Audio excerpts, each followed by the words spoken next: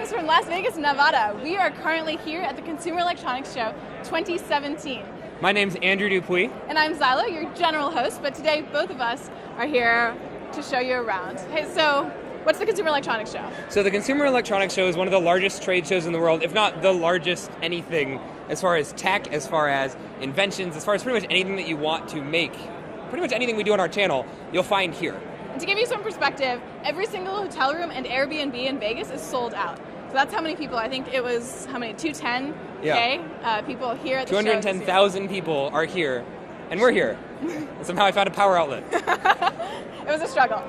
So Andrew's here to show off some of the stuff he's done in VR at the VR Fest, and I'm here with my startup, Perihug, down in Eureka Park. So CES is generally split into a bunch of different sections. So the main conference hall is where like the Intels and the Bose show off the next big things in tech. It used to be this like who has the biggest TV competition, but now it's come down to a lot of other things. So generally people head out, that's the busiest on the first day. Today is day 2, and we're here in the Sands, which is where all of the startups live. So we spent the day down in Eureka Park.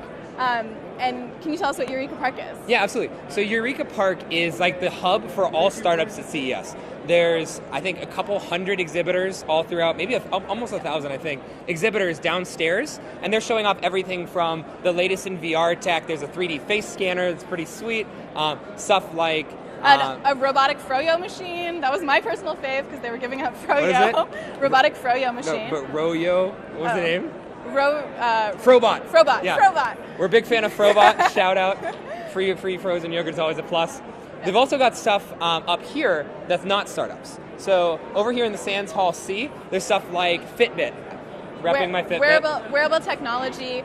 You've also got kids in education, so toys, tech toys, ways of improving life. Some other examples. Yeah, they've also got 3D printing, there's 3D scanners, there's stuff like automated home, so Nest is here. Pretty much anyone that you hear of in the health enhancement space is here at CES. But there's also a lot going on behind the scenes of CES. So as a general visitor, you can go walk the halls and see all the startups and see the companies and what they're working on. But behind all of closed doors are like so many of the business meetings happening every year. So almost every manufacturer and distributor and sourcer and supplier comes to the Consumer Electronics Show and has client meetings all day. And that's where the deals are getting made and the products are actually getting created.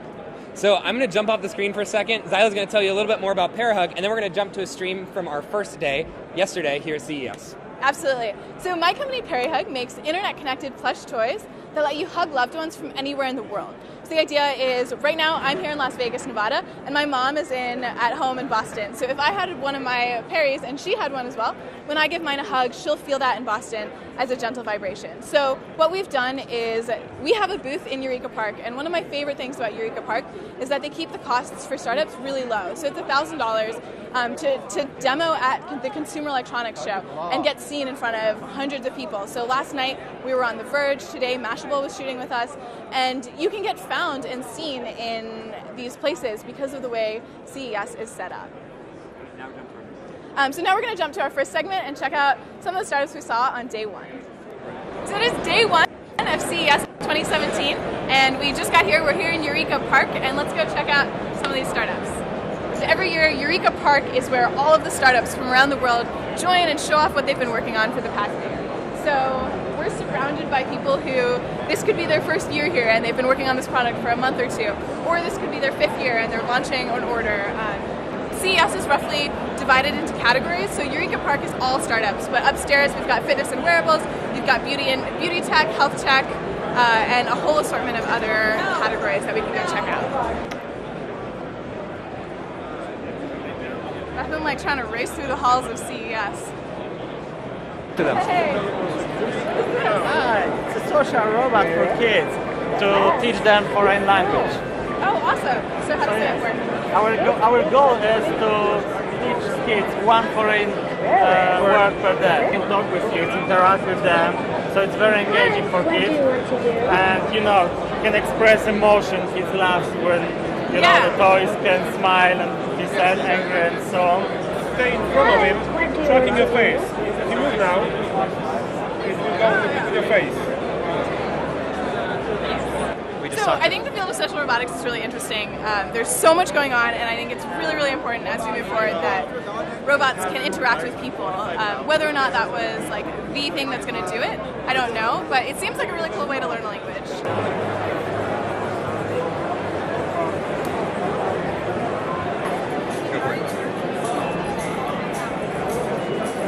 How does it work? So then the panic button's on this side. So when you press the panic button, it alerts your emergency contacts. Oh. Yeah. So it just vibrated. Well, yeah, no, it's just vibrating. It was supposed to be. Who's it calling? You see the sirens? So as you can see, everyone comes here, from large companies like Indiegogo down to tiny startups. And everyone has a different goal coming out of CES, but in general, people are trying to raise awareness for their company, find investors, meet press, and build channels to launch their products. TechCrunch Hardware Battlefield. Let's go check it out. Okay, so TechCrunch is famous for an event called Hardware Battlefield, where startups can apply to be a part of this event and then go up on stage and fight for why their startup should win $50,000. So if you're familiar with the show Silicon Valley, this is the real-life version of that. Actually, we're about 2 years old. We're a startup in San Francisco.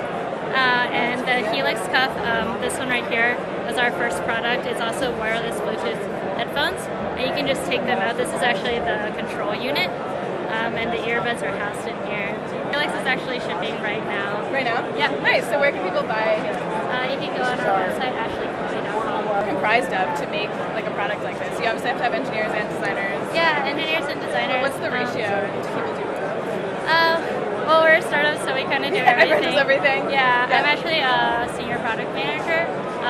But so what's your background in that? My background is actually in finance and marketing, but I actually have been running our e-commerce site, so because we have direct sales. Gotcha. Basically trying to get all that up running. Yeah. It's pretty crazy. Yeah.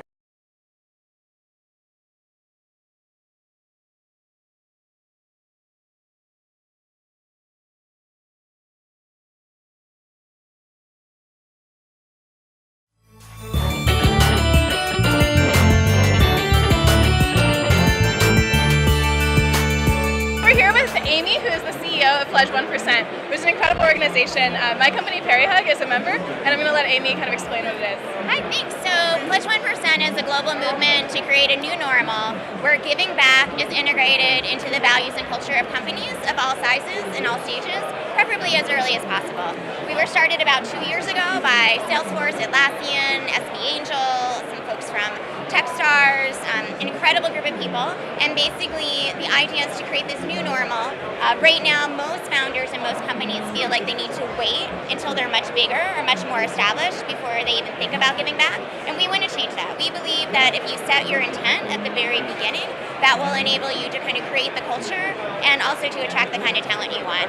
Exactly, and company culture is a big part of it for us. Like if we're recruiting someone and they don't want to participate in our Pledge 1% activities, then that's kind of a red flag that they might not have beliefs that align with our company's mission.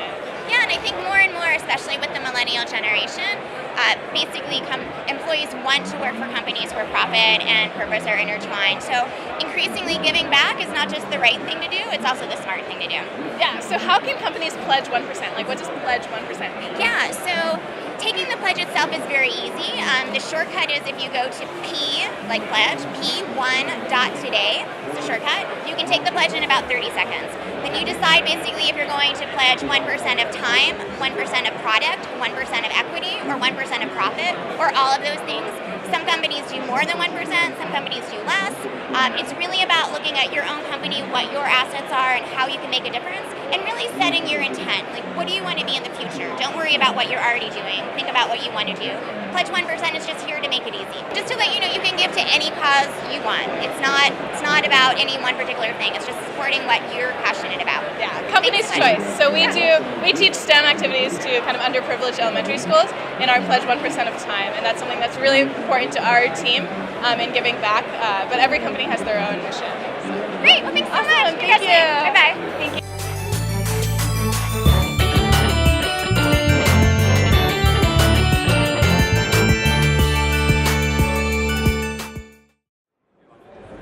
And we're going to ignore ignore the fact that the audio was gone in the last segment of us live streaming because we're noobs at live streaming, but it's back now, and that's cool. So Andrew's going to join me back up here, and we'll kind of recap some of the things you've seen. So you just saw an interview with Pledge 1%, which is an organization that encourages startups to, I guess as you saw, pledge 1% of their time, their profits, basically just give back to the community that put them where they are, because every founder owes it to a lot of people that they got to where they are, and that's why like my company joined Pledge 1% for that reason, because we feel like we need to give back to the community.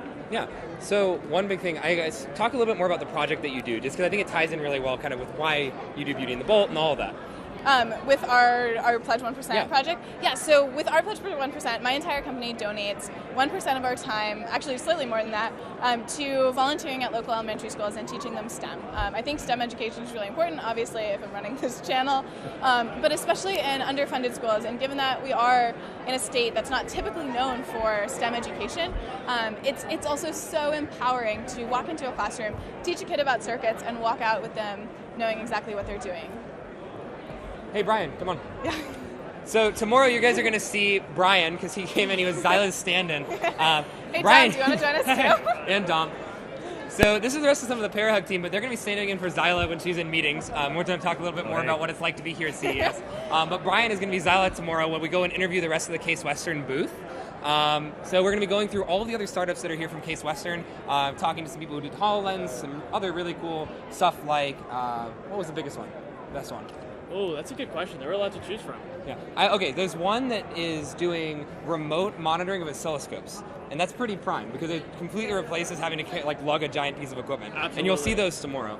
Yeah, we couldn't bring us an oscilloscope because it didn't fit in our suitcase. Yeah. So, and that goes back to the idea. You guys can leave now. Okay. Bye. But I love you, Dom and Brian. That goes back to the idea that a startup comes from solving a problem. So oscilloscope didn't fit in a suitcase, so one of the people from Case came up with this way to fit an oscilloscope into a wireless device, something you can fit in your pocket. And that goes down to Eureka Park again. So we'll redo that section where we cut out the audio and talk about what it's. As a startup founder, Eureka Park is the perfect place to be because anyone can get discovered and anyone can show up with whatever random idea in pretty much any state that it's in and talk to people who have been in the field, talk to people who know what they're doing, and also get media attention and validation that your idea is good, or I guess disvalidation that your idea might not be what people are looking for. But it's a great way to get thousands of people's worth of feedback all in one place. And the big thing is you don't have to come here with a done product. Like Zyla last year showed up with basically a glorified hackathon project. Exactly. But it still got you funding. Like it still got you your idea to go out there. Yeah, we showed up with a prototype that almost worked, a lot of passion for the idea, and a lot of drive and a lot of energy. And it got us some really good media coverage, even though they knew it wasn't a done product and they knew it was a long ways out. They wanted to talk about, what could be coming next and the trends that are coming in over and over again. And you'll see trends all over Eureka Park, like drones, 3D printers. Those are like the two big ones. VR, AR is big this year. Andrew's riding that wave pretty hard. I'm a little bit big fan of the AR, but a big part of that is it's the new ideas. It's coming up with something that just doesn't exist and exposing it to just like the wider populace of tech. Like showing it to the people who really make the decisions, people who can acquire you, people who can fund you, and say, yeah, that's a really good idea, keep running with that.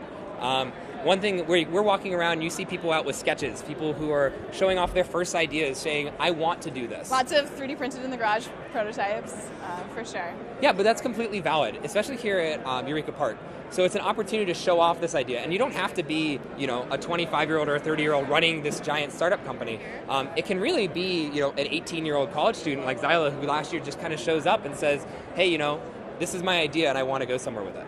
Exactly. And that's why we encourage you to keep making no matter what you're doing, because you might end up here someday as well. Yep. So thanks for tuning into our live stream. Really appreciate it, and we'll see you next time.